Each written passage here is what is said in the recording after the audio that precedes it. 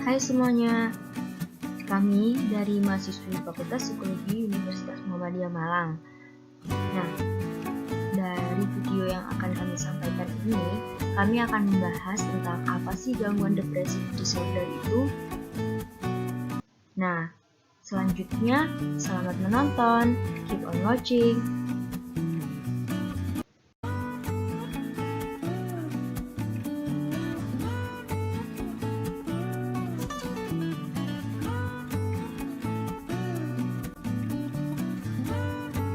Berikut adalah beberapa topik yang akan kami bahas mengenai depressive disorder.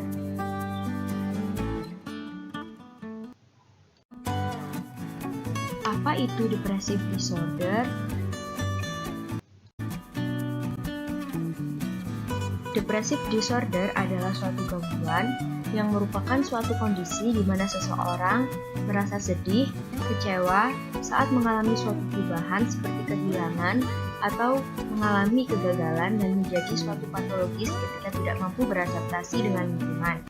Sedangkan menurut Montgomery 2011 dan Thompson dan Binder McLeod 2006, depresi merupakan suatu keadaan yang mempengaruhi seseorang secara afektif, fisiologis, kognitif, dan perilaku sehingga mengubah pola dan respon yang biasa dilakukan. Faktor penyebab depressive disorder. Nah, faktor penyebab depressive disorder menurut Kaplan 2002 dan Nolan Hoeksema dan Gilchrist dalam Krenre dan Stramler 2002. Faktor-faktor yang dihubungkan dengan penyebab dapat dibagi menjadi 3, yaitu yang pertama, faktor biologis. Beberapa peneliti menemukan bahwa gangguan mood melibatkan patologis dan sistem limbik serta ganglia bangsalis dan hipotalamus pada otak. Dalam penelitian biopsikologi, norepinefrin dan serotonin merupakan 2 neurotransmitter yang paling berperan dalam patofisiologi gangguan mood, sehingga menimbulkan ketidakstabilan hormon yang dapat menyebabkan kekurangan mood untuk merasa bahagia. Dan yang kedua yaitu faktor psikologis. Nolan Hoeksema dan Gilchrist juga mengatakan bahwa ketika seseorang merasa tertekan, mereka akan cenderung fokus pada tekanan tersebut dan mereka merasa secara pasif merenung daripada mengalihkan atau melakukan aktivitas untuk merubah situasi tersebut. Sehingga dari situasi tersebut menyebabkan munculnya pemikiran irasional. Dan pemikiran irasional itu sendiri yaitu pemikiran yang salah dalam berpikir seperti menyalahkan diri sendiri atas keadaan sesuatu dan atas ketidakkeberuntungan serta kegagalan. Dan yang ketiga yaitu faktor sosial, yaitu seperti korban pasca bencana, merasa kegagalan, melahirkan, masalah keuangan atau ekonomi, ketergantungan terhadap narkoba atau alkohol, trauma masa kecil, terisolasi secara sosial, dan faktor usia dan gender.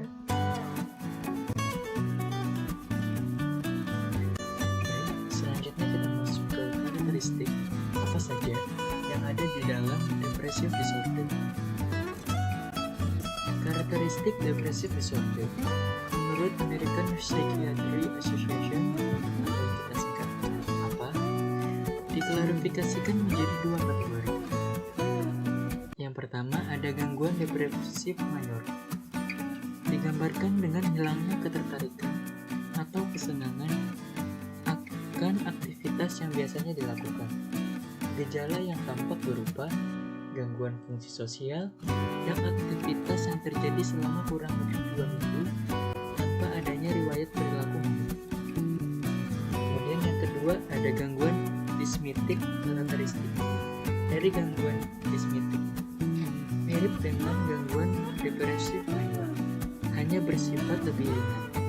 Gangguan dysthymik ini digambarkan dengan suasana hati merasa sedih atau terpuruk dalam tekanan perasaan. Pada gangguan dysthymik ini tidak ditemukan gejala psikotik, melainkan hanya perasaan tertekan yang kronik selama sepanjang hari atau lebih dari sehari yang berlangsung selama kurang lebih 2 tahun. Selanjutnya kita masuk ke apa saja sih dampak dari depressive disorder ini. beberapa dampak dari depressive disorder.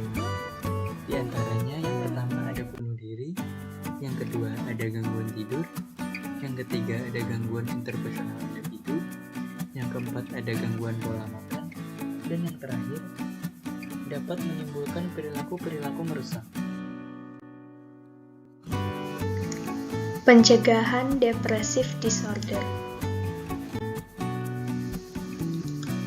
Penanganan depressive disorder. Yang pertama adalah perubahan pola hidup.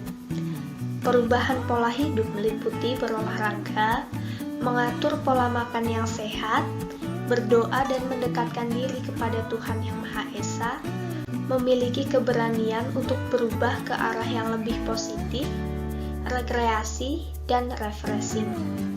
Kemudian yang kedua adalah terapi psikologi. Terapi psikologi meliputi terapi interpersonal. Bantuan psikoterapi bisa dilakukan oleh psikolog dalam jangka pendek yang berfokus kepada hubungan antara orang-orang dengan perkembangan simptom gangguan kejiwaan.